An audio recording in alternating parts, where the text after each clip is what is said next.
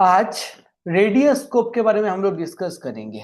रेडियोस्कोप नाम से हम लोग को पता चल रहा है कि it basically measures the radius of curvature of a lens. Generally contact lens के लिए ही जनरली हम लोग यूज करते हैं रेडियोस्कोप।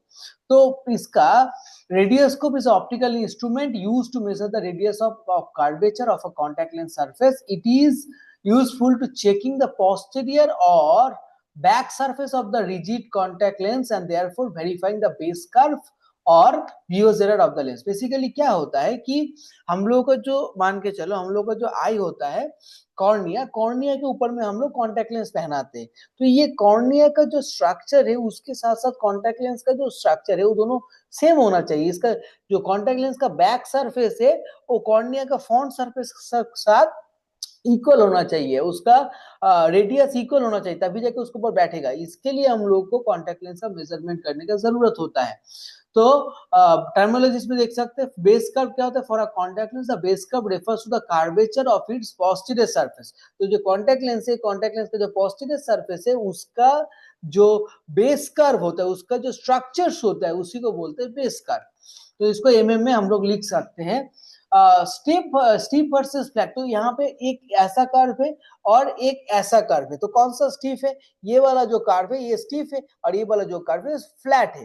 तो जैसे भी फ्लैट अगर स्मॉलर रेडियस होगा तो स्टीपर कर्व होगा और लार्जर रेडियस हो तो फ्लैटर कर्व होगा। तो ऐसे इस एग्जांपल पे हम लोग देख सकते हैं 7.50 mm स्टीपर कर्व है, ऑपोजिट वे में 7.80 mm मॉडरेटली स्टीपर है।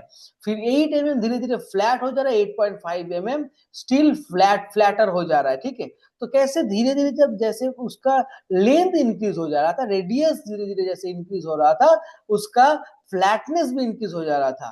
तो इन प्रिंसिपल क्या बोल सकते हैं? It uses the reflected image from the curved contact lens surface because the measurement is based on the mirror optics. The refractive index of a contact lens material does not determine the radius measurement. तो कितना refractive है contact lens का, उसके उसके साथ radius का कोई link नहीं रहता है। The most important concept is that we obtain to clear target image position. तो दो टारगेट इमेज क्लियर हम पोजीशन देखेंगे और दोनों में जितना डिफरेंस होगा वही होगा radius of curvature. Position one क्या होता है? पोजीशन वन होता है सरफेस इमेज। तो यहाँ पे एक नॉब रहता है, उस नॉब के थ्रू हम लोग जीरो में हम लोग देखेंगे। जो स्पाइक्स रहता है उसको जीरो में हम लोग देखेंगे। देखने के बाद हम लोग जब उसको फोकस करेंगे उसके बाद फिर पोजीशन टू में जाएंगे। जो पोजीशन टू क्या होता है? Centre of the curvature of the lens surface corresponding to the original image plane. जो ओरिजिनल इमेज प्लेन होता है उसके साथ उसको कॉरस्पॉन्डेंस करेंगे और ये दोनों का जो डिफरेंस था जीरो से लेके प्लेन टू का जो डिफरेंस था, एरियल इमेज का जो डिफरेंस था, उसी चीज को बोलते हैं हम लोग तुम्हारा रेडियस ऑफ कर्वेचर। तो इसका जो हम लोग देख सकते हैं स्ट्रक्चर्स में, ये हो गया तुम्हारा आई पीस, यहाँ से तुम्हारा ऑब्जेक्टिव लेंस है, यहाँ से लाइट आएंगे, इल्यूमिनेशन सिस्टम है और यहाँ पे फोकसिंग के लिए नॉब्स दिया हुआ है, इस नॉब से उसको फोकसिंग करना है। उसके बाद फिर लाइट एडजस्टमेंट कर सकते हैं, लेंस माउंट के लिए लेंस यहाँ पे रख सकते हैं हम लोग, और उसके साथ साथ ये पूरा बेस और सपोर्टिंग सिस्टम दिया हुआ है। तो यहाँ पे हम लोग का निकल के आ जाएगा ये। इसका फॉर्मूला, या एक फॉर्मूला बहुत इंपॉर्टेंट है रेडियोस्कोप के लिए, जो फॉर्मूला है dioptre is equal to 337.5 divided by radius of curvature in mm. तो कोई भी अगर स्ट्रक्चर से उसका अगर लेंथ दिया हुआ है तो उस लेंथ से अगर हम लोग अगर उसका रेडियस ऑफ कर्वेचर दिया हुआ है तो रेडियस ऑफ कर्वेचर से हम लोग कितना रिफ्रैक्टिव पावर हो सकता है वो हम लोग कैलकुलेट कर सकते हैं।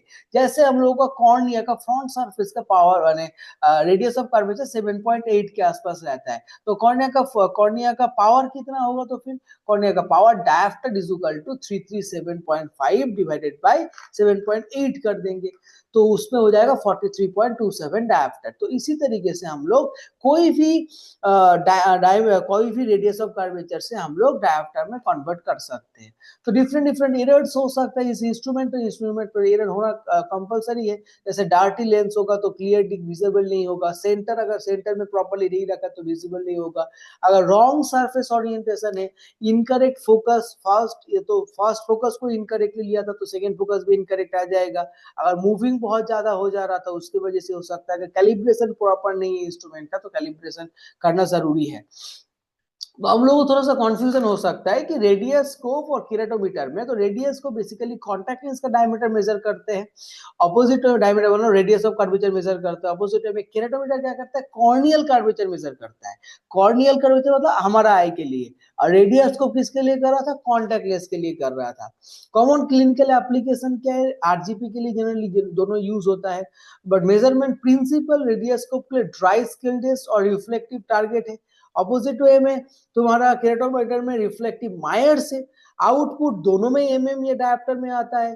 Surface commonly assess concave surface रहता है रेडियोस्कोप में, बट केराटोमीटर में कॉन्वेक्स क्या है, पहला स्ट्रक्चर्स कॉन्वेक्स है, एंटीरियर सरफेस है कॉन्वेक्स। तो ये सारा माने कंपैरिजन रेडियोस्कोप के साथ केराटोमीटर में।